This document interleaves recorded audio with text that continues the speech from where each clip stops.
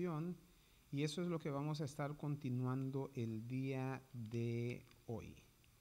El día de la expiación es lo que en la Biblia se consideraría el día más importante en lo que es el pueblo de Israel, porque a través de ese día se presentaba lo que podríamos llamar como el día de juicio.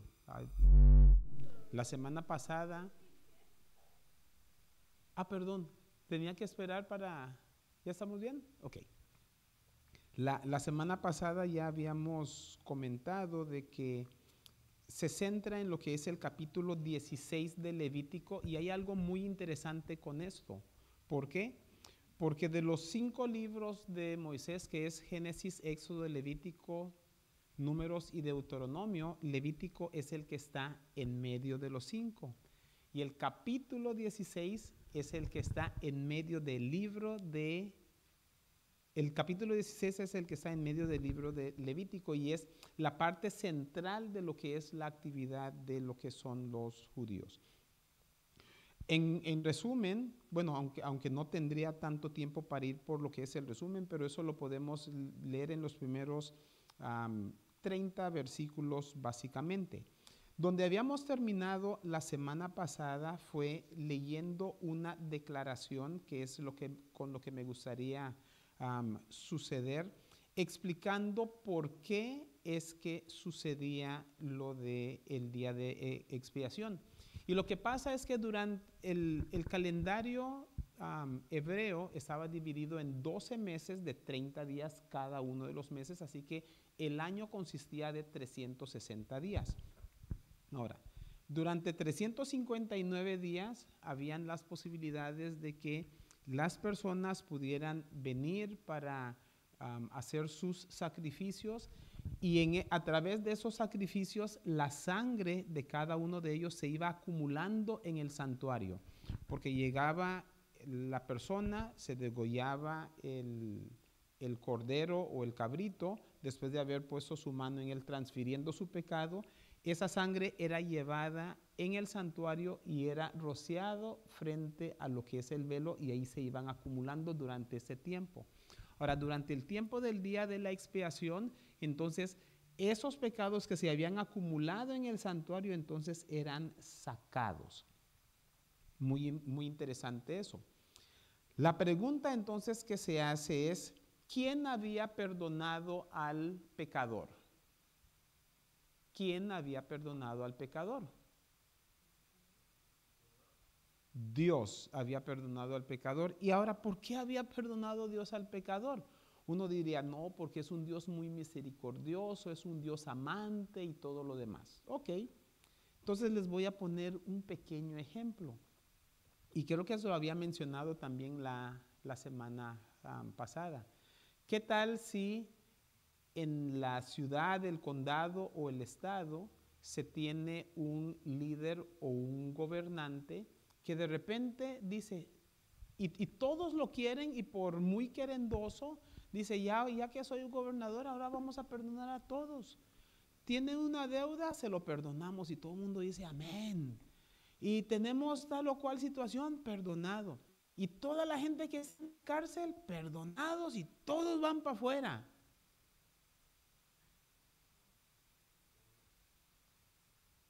Pues eso es lo que está sucediendo en el día de expiación. Entonces, hay un juicio que se está realizando en donde el culpable es declarado inocente, pero también sucede una cosa.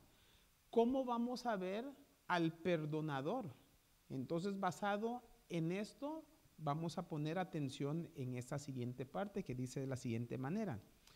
Cuando Dios perdona a personas culpables, porque los que vinieron para pedir el perdón, ¿qué eran? ¿Culpables o inocentes?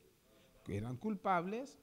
Dice, Él adquiere una responsabilidad judicial, o sea, la persona que declara inocente al que era culpable, ahora tiene la responsabilidad de ver por ese culpable que está dejando ir libre. Dice, adquiere una responsabilidad judicial al crear un desbalance entre lo que es la justicia y la bondad. y eso afecta la reputación del gobernador. La parte que habíamos leído para eso, y lo estoy repasando porque creo que esto es la parte central y crítica de esto, lo encontramos en Romanos capítulo 3, versículos 21 al 26. Pero vamos a leer más específicamente lo que es el versículo 26, que es donde está el mensaje principal, porque ya lo habíamos visto la vez pasada. Versículo 26, que dice: con mira de manifestar en este tiempo su justicia, o sea, lo que es la justicia de Dios, a fin de que Él sea justo y a la vez el que justifica al que es de la fe en Jesús. ¿Puede ser justo una persona que deja libre a una persona que es culpable? Pues, en general uno dice, pues no. Pero al que está dejando libre Dios es al que aceptó la justicia de Cristo. Y entonces al aceptar la justicia de Cristo, esta persona o este individuo pasa por un cambio o una transformación.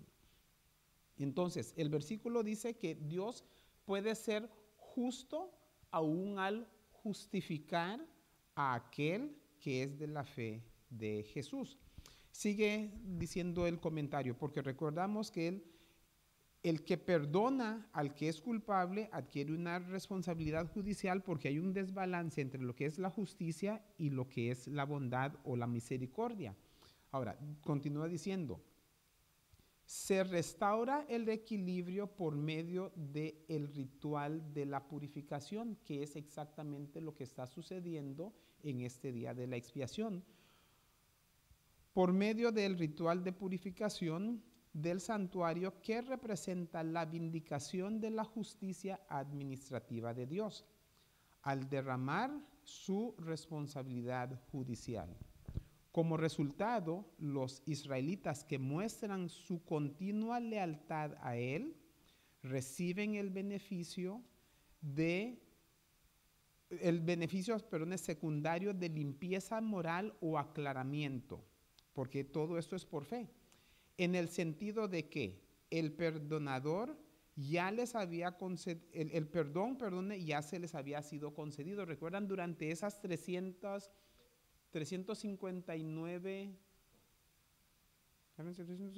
sí, esas 359 días que continuamente habían estado yendo al santuario buscando el perdón? Cuando ellos confesaron su pecado, era transferido al animal, entonces se les concede el perdón. Ahora, había un pendiente allí. ¿Por qué? Porque la persona era culpable. ¿Cómo es de que a un culpable lo van a declarar inocente o cositas así?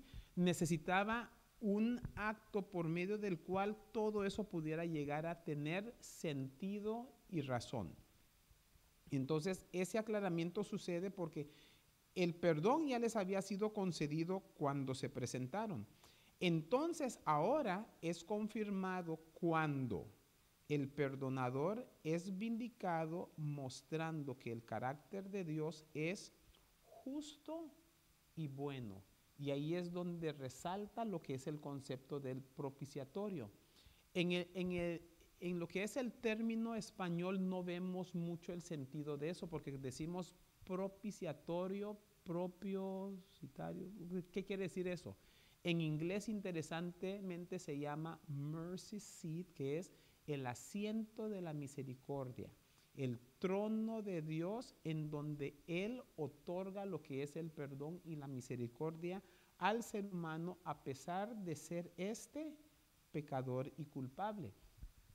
Pero la razón por la cual se lo concede es porque el pecador está viniendo, reconociendo su condición, y por medio del sacrificio del Cordero está poniendo su fe en Jesús, el cual muere por él. ¿Hace sentido? Ahora, una de las cosas que necesitamos de igual manera aclarar, y nomás si me puede poner la fotografía del santuario, por favor. Una de las cosas que muchas veces se dice es de que la expiación o el sacrificio de Cristo sucedió en el atrio. Si recordamos el escenario de lo que es el santuario aquí, donde el pecador entra y el primer artefacto o el primer mueble que tenemos es el altar del sacrificio. ¿Qué sucede ahí? Degollaban al animal. Ok. Aquí es donde sucede el sacrificio. Muchas veces tendemos a utilizar intercambiablemente el término sacrificio con degollar el animal. Pero a través de lo que vemos o de lo que podemos estudiar en el santuario nos damos cuenta de que no es un intercambio apropiado. ¿Por qué? Hay muchas denominaciones cristianas que dicen que nuestra salvación se cumplió aquí. Cristo murió por mis pecados, me salvó, amén, se cerró el libro y nos vamos a la casa. Ahora, ¿qué hubiera sucedido aún? Porque recuerden, cuando a Moisés se le dio eso, es una copia del santuario que está en el cielo. Así que lo que vemos que sucede aquí es lo que sucede allá. ¿Qué tal si un pecador llega? No, soy culpable de X, Y, Z. Trae su animal, pone su mano sobre él, es degollado el animal, él se va y se acabó. Pregunta, ¿se habría completado el sacrificio? ¿Se habría completado lo de su salvación? ¿Qué faltaba? La respuesta fue no. ¿Qué es lo que faltaba? Hacer los demás pasos. O sea, el sacrificio es un proceso en el cual el degollamiento del animal es el inicio del proceso, pero no el proceso total. ¿Por qué? Lo que había sucedido aquí, que fue matar el animal, degollar el animal, comienza. Pero después, para la persona ya se completó. Para nosotros como seres humanos, entregar nuestra vida a Jesús, nuestra fe en Jesús, esa es la parte que a nosotros nos toca. Pero después de eso, el sacerdote tiene que lavarse para poder entrar, y entonces él tenía que venir a rociar lo que es la sangre en el velo. Y esa sangre en ese velo iba a quedar allí hasta que llegara el día de la expiación, en donde debería de ser purificado este lugar por los pecados que durante esos 359 días habían estado sucediendo. Ahora, ¿cuál era el propósito del santuario? Éxodo 25:8, y me harán un santuario y, ¿qué cosa? Yo habitaré en medio de vosotros. ¿Por qué necesitaba Dios habitar con nosotros o en medio de nosotros? Porque en el Edén, cuando hubo un tiempo donde hubo una conexión o una relación directa entre Dios y la humanidad, pero por el pecado, ¿qué sucedió? Hubo separación, hubo rompimiento de eso. El pecado hace separación entre Dios y nosotros. Entonces, por eso el pecador tenía que venir con algo que se derramara sangre para que no tuviera que ser derramada mi sangre. Pero no sé si notan un detalle interesante con esto. Hubo derramamiento de sangre, pero ¿dónde es que llegaba esa sangre? Hasta delante de la misma presencia de Dios. ¿Y puede el pecado estar o mantenerse dentro en la presencia de Dios? No, entonces eso tenía que salir. Entró por culpa de nosotros, pero iba a salir por lo que es la gracia de Dios. Y entonces ahí tenemos lo que es el proceso del sacrificio, en donde si muere el animal, pasa por el proceso de lavamiento, rociamiento en el velo, pero después tenía que salir. Esas son las partes de lo que es el proceso del sacrificio, y la reunión entre Dios y el ser humano que había sido, por decirlo así, excomulgado o alejado de Dios, es lo que llamamos expiación. En inglés tiene el nombre de atonement. Algunos le hacen una transliteración diciendo atonement, que quiere decir volverse a ser uno.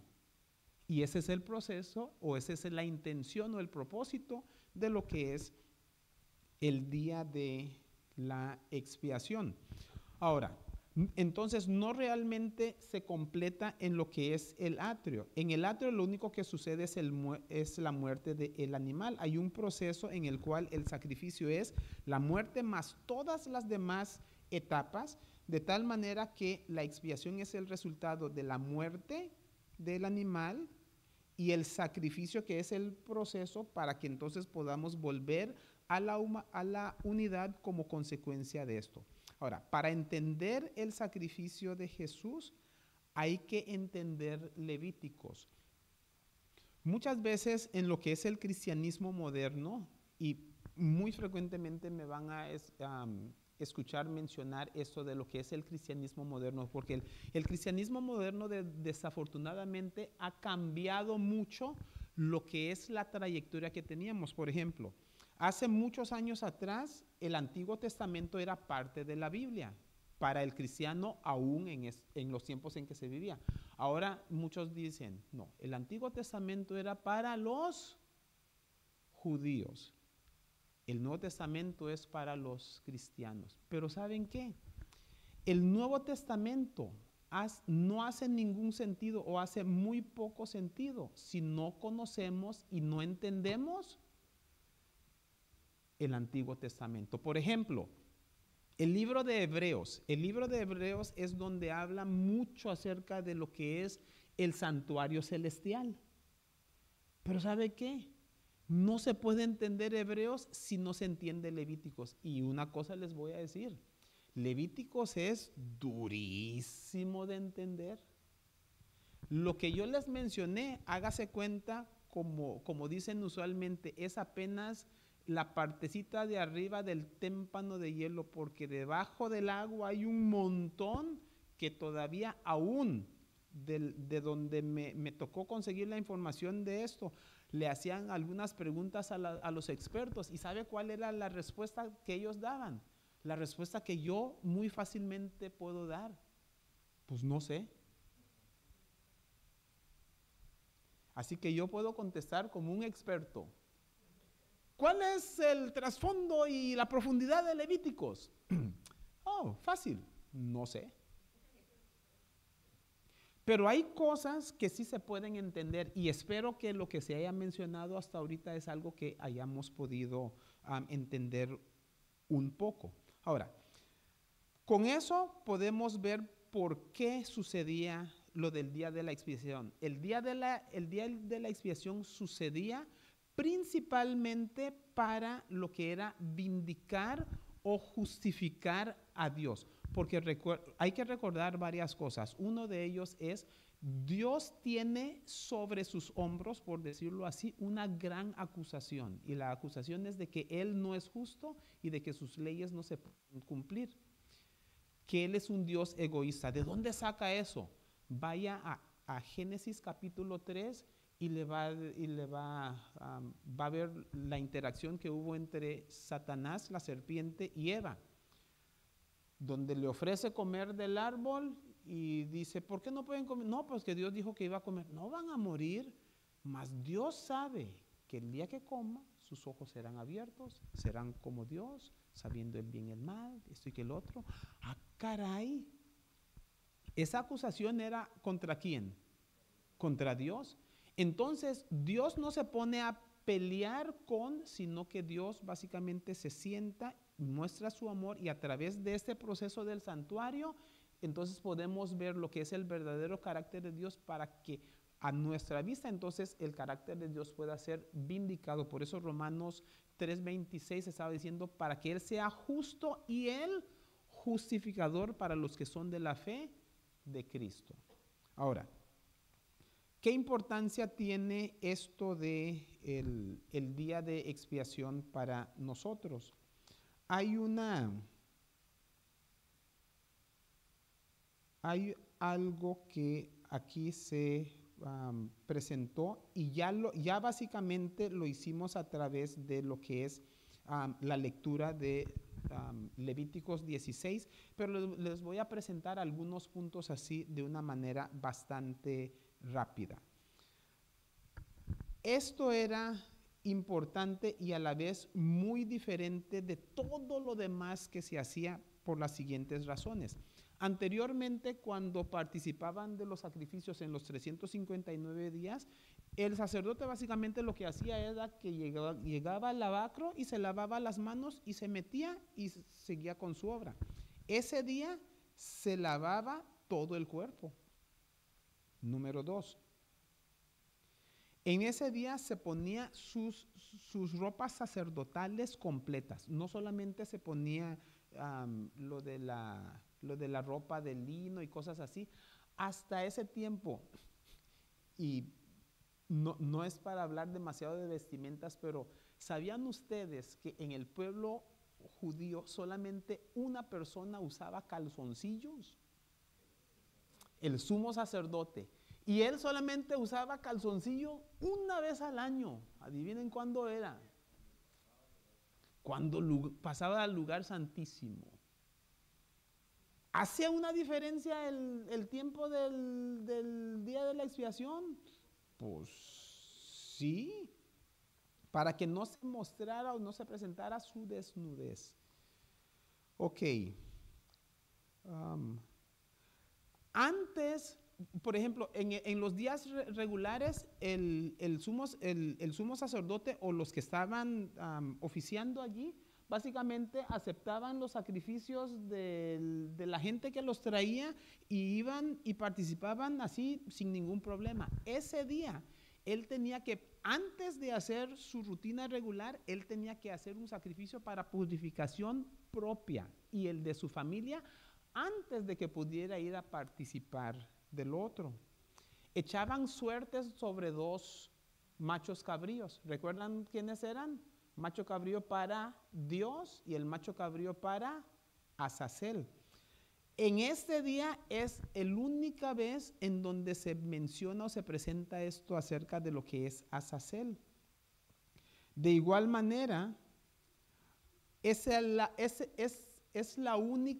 único tipo de sacrificio en donde hay un animal que participa de la ceremonia y no muere. ¿Cuál es ese?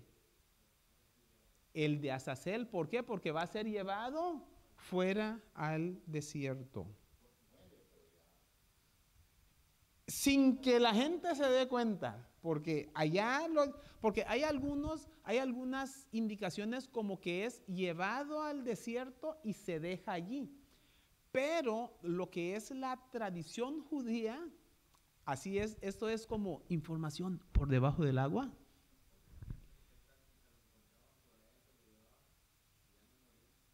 Bueno, y por eso viene la información por debajo del agua. Dice la tradición judía que la persona que le tocaba llevarlo, número 1, se lo llevaba bien lejos, pero adivinen qué, se lo llevaba en un lugar donde había un barranco y ¡ups! Ok. Es el único tiempo del año en donde el sumo sacerdote entra al lugar santísimo.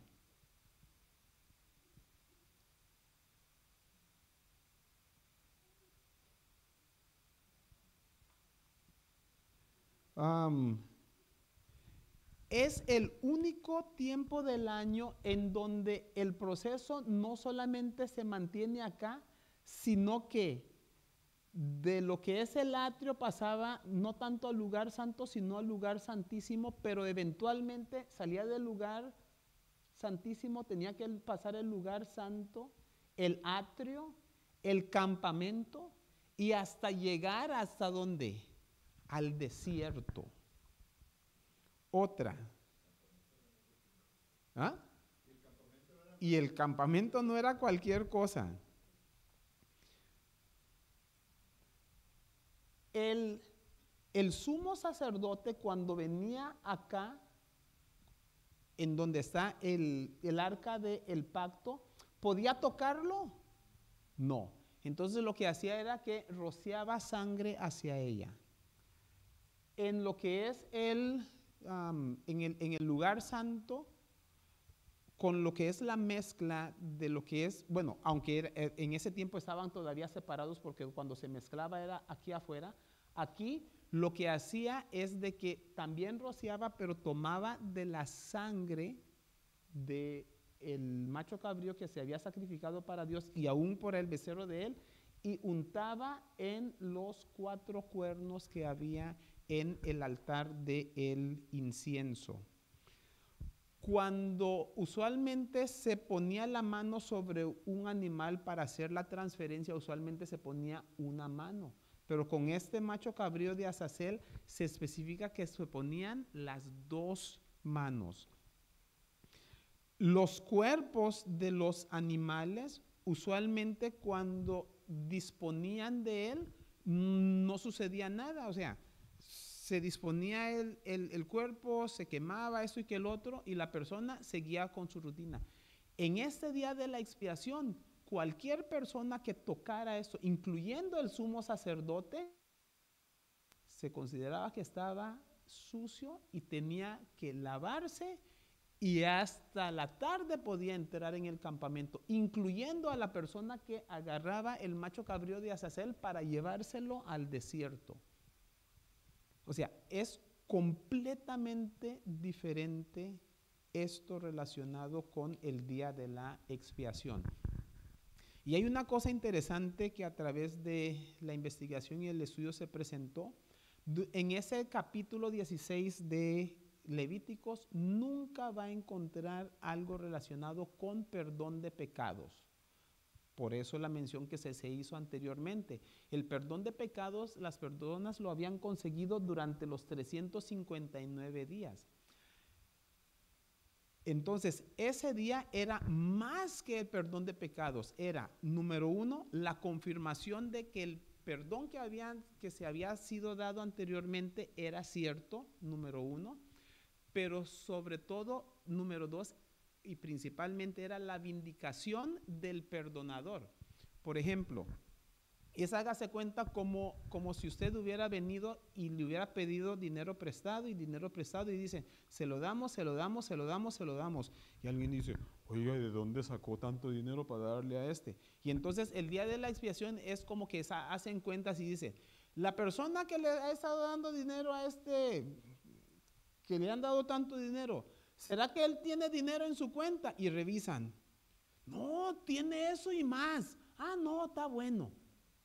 O sea, ¿qué cosa hicieron? Lo vindicaron. Ok, Dios, en el día de la expiación, Dios está, perdone y perdone y perdone y perdone y perdone. ¿A quiénes perdonó? Culpables. Oiga, ¿cómo va a ser eso? Ah, no, es que Él es un Dios justo y es perdonado. Ah, no, pues en el día de la expiación se dice, ok, no, sí se pudo. ¿Estamos? Ok. El significado para nosotros, me pasé de tiempo, pero no creo que tenga demasiado para hacer otro día más, así que unos 3 minutos más y terminamos. Lo hago lo más rápido posible. Este proceso del día de la expiación tiene 2 fases. La fase de entrada, que son los básicamente 359 días, y el de salida del pecado, que es en el día de la expiación. Número 2, tiene que ver con lo que es la fe, la lealtad y la expiación que se está confirmando. Otra cosa muy importante, no es un proceso individual, sino que es un proceso del grupo. Es el día de expiación para el pueblo de Israel. Lo que es el juicio final va a ser para lo que es el pueblo de igual manera. ¿Por qué? Porque a través de lo que es el diario es donde se estuvo dando el perdón de cada una de las personas. Aquí es la confirmación general del perdón y la vindicación del que lo está dando. Hay algo muy importante aquí que dice que era un día de teodicea. Para mí esa es una palabra nueva, pero básicamente lo que quiere decir es la vindicación del carácter de Dios y su trato con el pecado. O sea, es tratar de explicar la existencia del sufrimiento y del mal en la presencia de un Dios todopoderoso y amoroso. ¿Por qué? Muchas personas tienden a no aceptar a Dios por este concepto. Si Dios es todopoderoso, si Dios es amor, ¿cómo es que permite Él o puede estar viendo Él el sufrimiento? Mucha gente dice, si yo soy humano y pecador, según dice la Biblia, y yo veo mal que una persona inocente está sufriendo, ¿cómo es posible que un Dios que dicen que es amor puede tolerar eso? ¿Se ha hecho usted esa pregunta alguna vez o ha escuchado usted esa pregunta alguna vez? La respuesta a esa pregunta es algo muy raro, porque dice, es por amor. ¿Cómo que por amor usted va a estar viendo lo que es el sufrimiento? Ok. ¿Qué tal si porque ¿dónde se originó el pecado? En el cielo. ¿Con quién? Lucifer.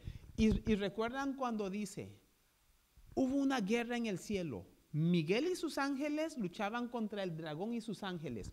¿Ustedes creen que era una lucha de poder?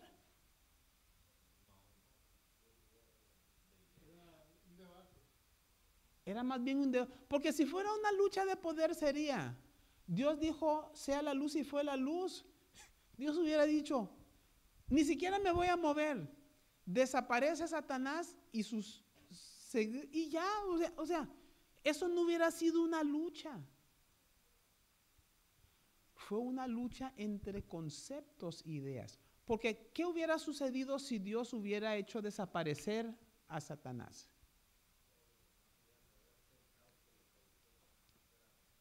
Todos los demás que quedaban hubieran seguido a Dios, pero no por amor, sino por miedo. Entonces eran los argumentos de Satanás contra los argumentos de Dios. Y en el cielo, ¿cuál argumento ganó? El de Dios, por eso fueron echados. Ahora en la tierra, entonces está el argumento de Dios o el de Satanás. ¿Y cuál va a ganar? Bueno, porque nosotros sabemos eventualmente, pero ahorita está la lucha. Y esta es parte de la lucha.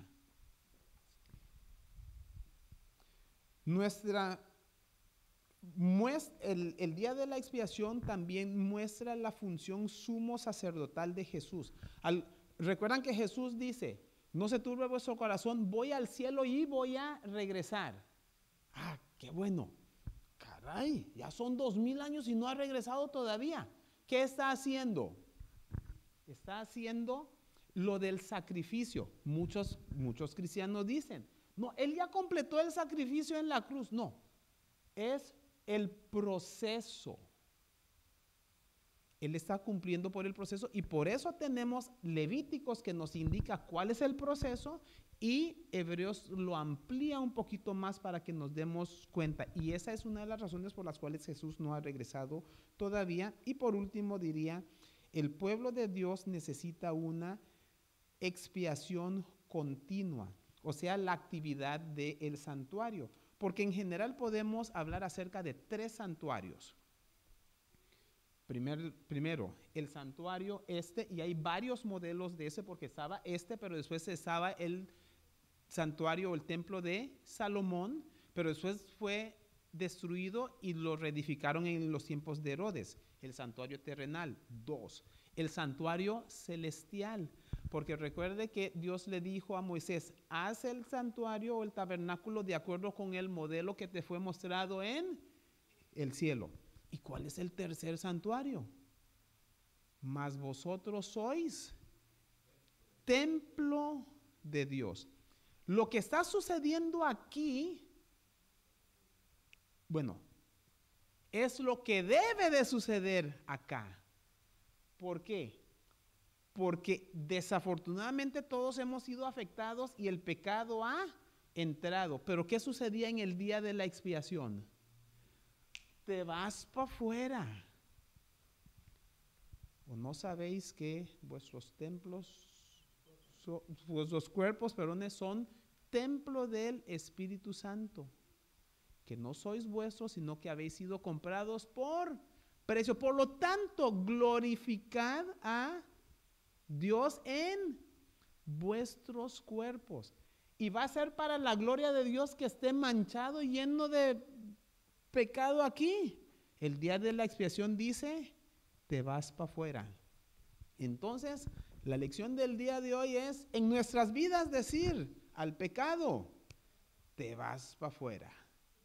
Estamos muy tarde, así que vamos para afuera. Sí.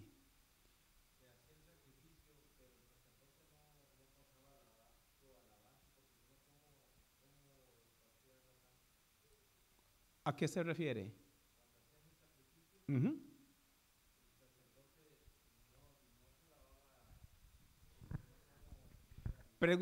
La pregunta es, si el sacerdote hacía el sacrificio, no se podía lavar porque cómo le iba a hacer para ir a rociar la sangre adentro. Hay varias cosas con eso. Número uno, para él mismo y su familia no era el macho cabrío, sino que para él era un becerro. Ahora, cuando se mataba el becerro, se colectaba en eso en un recipiente. Y entonces, pero él primero, para entrar, él tenía que lavarse completamente. Después de hacer el sacrificio, tenía la sangre del macho cabrío en el recipiente, iba para adentro y entonces rociaba sobre el propiciatorio y después rociaba 7 veces al lado de. Usted dice todos los días, ¿no? Porque todos los días tenían que lavar antes de entrar al lugar santo. ¿De dónde ponían la sangre? No, era en un recipiente que lo ponían. Ponían ahí y se lavaban las manos y los pies. Y no más era la mano y los pies, pero en el día de la expiación era todo. Y solamente ese día se cambiaba la cortina. ¿Perdone? Y solamente en ese día se cambiaba la cortina. Bueno, no se cambiaba la cortina. No sé cómo, pero la sangre que estaba ahí rociada por algún tipo de acto divino se limpiaba. No sé, no, es la cortina que había cuando Bezalel lo hizo en los tiempos de Moisés, ese es el que continuó. La respuesta doctoral profesional es no sé. También como ese lugar santísimo no podían entrar nomás a limpiar y comúnmente. No, Ya cuando se quitaba todo. ha de ser, porque mire, ese velo fue el que fue rasgado de arriba para abajo también. Pero recuerde que esa sangre no se quedaba, porque había una purificación del santuario. De igual manera como cayó fuego del cielo y no lo podemos explicar, tampoco podríamos explicar cómo es que se quitaba esa sangre, acto divino. Más específicamente, no sé. Nos colocamos en pie y terminamos con una oración. Amantísimo Padre que estás en los cielos, santificado sea su nombre. Gracias, Señor, por el sacrificio de Cristo Jesús, el cual nos da la oportunidad de la vida, acceso al trono de la gracia y lo que es el proceso de la salvación. Le pedimos, Señor, que nos ayude no solamente para ser oidores, sino que podamos tener la experiencia vívida de tener esto en la vida de cada uno de nosotros.